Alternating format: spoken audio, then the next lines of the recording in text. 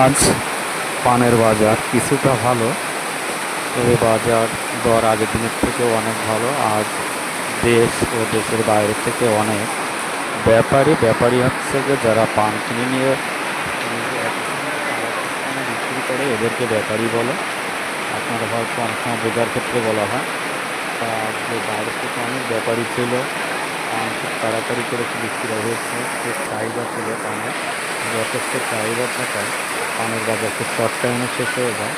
আর শেষ হতে হতে এই বর্ষা আরম্ভ হয় এবং প্রচণ্ড বর্ষামরু যে যার ব্যাপারীরা যার নিজেদের পানগুলোকে নিজেরা তাদের আয়ত্তে করার চেষ্টা এবং বিভিন্ন জায়গায় গন্তব্য কীভাবে পাঠানো যায় তার একটা প্রচণ্ড চেষ্টা করছে। এবং এই বর্ষামরু উপরওয়ালা যেন তাদের সহায়তা হয়, এবং বর্ষা কম হলে একটু ভালো হতো, কারণ বর্ষামরু কাজ করা এত সহজ না। তারপরও নিজের কাজ করতে হবে, সবাই পেটের দায়ে কাজ